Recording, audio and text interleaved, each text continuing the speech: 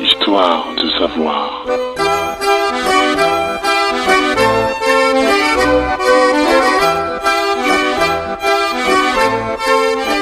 Histoire de savoir.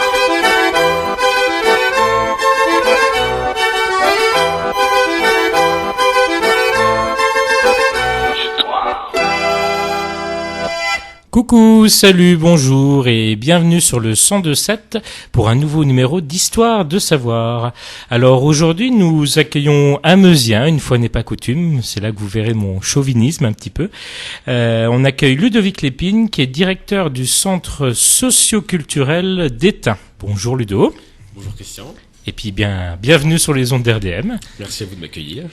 Alors, qu'est-ce que c'est qu'un centre socio-culturel ? Qu'est-ce que c'est que le centre socio-culturel d'Étain ? Est-ce que tu peux nous en dire deux mots comme ça ?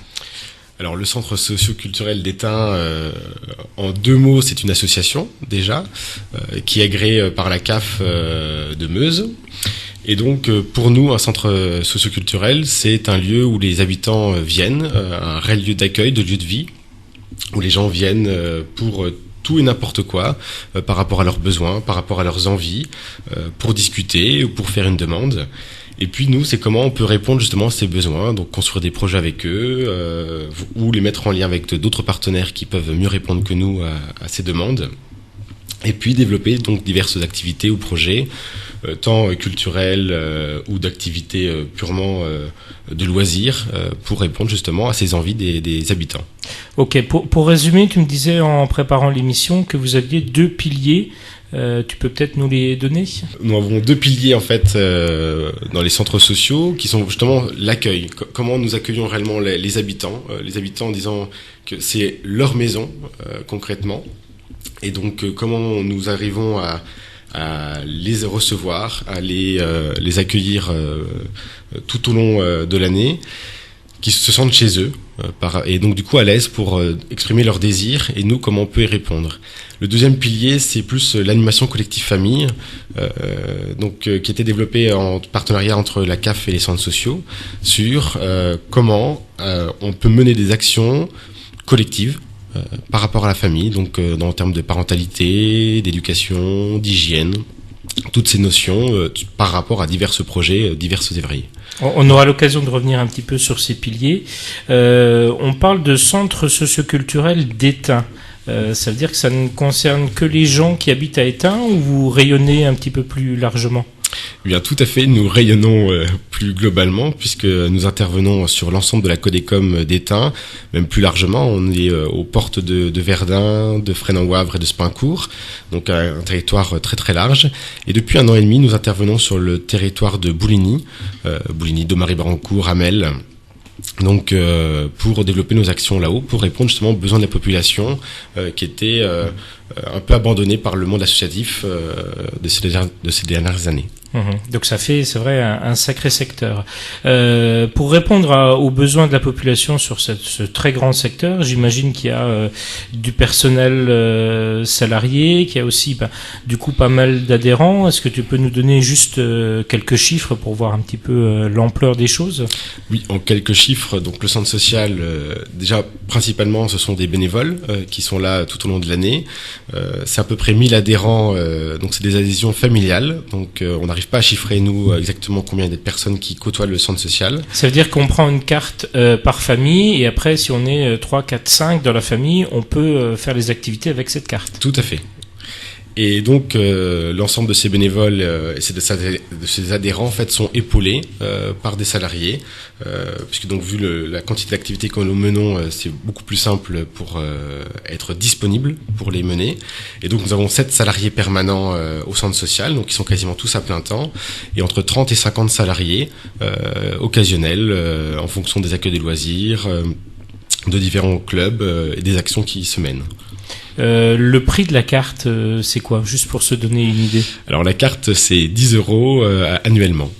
D'accord. Par famille. Donc ça reste raisonnable. Ça reste raisonnable et symbolique. D'accord. L'idée générale, un petit peu le pourquoi du centre socio-culturel d'Étain, est-ce que c'est simplement un plaquage d'activités, faire de l'activité pour faire de l'activité, c'est ça ou j'ai mal compris ? Tu as mal compris. Notre volonté, justement, c'est de ne pas développer des activités pour l'activité. C'est comment, rien qu'en répondant aux besoins de la population. Alors, certains peuvent nous critiquer en disant qu'on répond un peu bêtement à un besoin. Bonjour, je veux faire, on va dire, du yoga. Et donc, on va dire très bien. On va mettre en place du yoga. Mais c'est pas aussi simple que ça. Comment nous, on va construire avec la personne qui va nous demander ce besoin, comment elle va pouvoir, elle, mobiliser des gens autour d'elle, qui on va contacter en tant que professeur, un bénévole, un salarié. Du coup, comment la personne qui a fait cette demande va construire le projet et du coup, au fur et à mesure, s'engager dans cette démarche pour répondre aux besoins de la population. Donc, quand c'est mis en place, certes, ça devient plus quelque chose de consommation, mais sans oublier qu'à la base, en fait, c'est toute cette démarche de comment on a répondu à un besoin, à la création d'un club qui va fonctionner tout au long de l'année. Donc la gestion d'un budget, les partenaires, etc. D'accord. Vous intervenez dans plusieurs secteurs. Je crois que on appelle ça des secteurs. Hein, Tout à fait, oui. Alors on parlait du secteur famille, on parlait. Il y a le secteur accueil de loisirs, qui est important, j'allais dire, surtout les vacances, mais peut-être aussi les périodes où il n'y a pas classe. Le secteur emploi, et puis il y a pas mal de clubs et d'activités.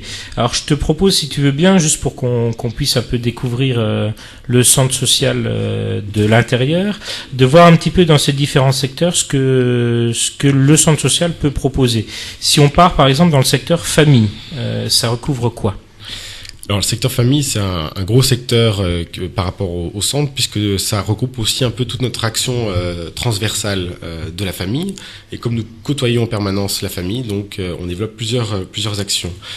Une des actions, par exemple, c'est les vacances famille. Donc tous les ans, nous accompagnons diverses personnes qui ne sont jamais parties en vacances, qui n'ont pas eu l'opportunité financière ou par rapport au train-train quotidien n'arrivent pas à se projeter, à imaginer de partir en vacances.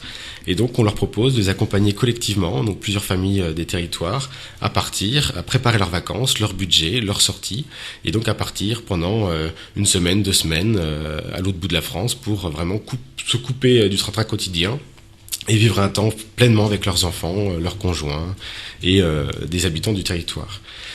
Une autre action du secteur famille, c'est divers ateliers, des ateliers culinaires, des ateliers d'alphabétisation, des ateliers en fait sur l'éducation, la question de parentalité. Oui. Donc plein de projets qui se mènent, donc elles sont diverses et variées. Nous avons pas tous les ans, nous reproduisons pas les mêmes activités en fonction justement des besoins.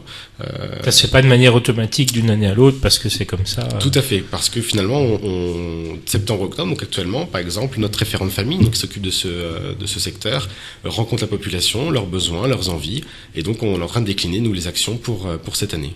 Alors moi j'ai une question qui m'intéresse personnellement. Est-ce que l'atelier cuisine sera reconduit cette année ? Est-ce qu'on peut venir y goûter après ? Est-ce que j'ai le droit de venir goûter après ? Eh bien, si tu veux, Christian, tu peux toujours venir après. Sauf que là, cette année, nous avons souhaité nous réorienter suite à un besoin de la population. Cette année, l'atelier cuisine sera plus comment, en fonction des aliments que les personnes ont au Resto du Cœur ou à la Croix-Rouge, qui sont pas toujours diverses et variées. On parle du risotto du pêcheur, d'une soupe de poisson. C'est quand même pas toujours très agréable à manger tous les jours. Et savoir comment on peut rehausser ces plats. Donc l'idée cette année, c'est de pouvoir prendre ces aliments, les mettre sur la table et dire finalement à plusieurs, à 10, 15 personnes sur la table, comment on peut imaginer des recettes qui vont justement... la référente famille nous a donné un peu une image il y a la semaine dernière qui nous a bien plu, c'est comment transformer du pâté en foie gras. Et donc nous avons cette volonté, c'est de transformer le pâté en foie gras pour égayer le quotidien et oublier qu'on a été chercher cette nourriture dans les sacs plastiques. Voilà. Je viendrai goûter votre foie gras alors. Pas de problème, Christian. Tous les mardis. D'accord. Est-ce qu'il y a d'autres choses au niveau famille qui serait intéressant de mettre en lumière ou on passe à l'accueil de loisirs ? On peut passer à l'accueil de loisirs si tu le souhaites.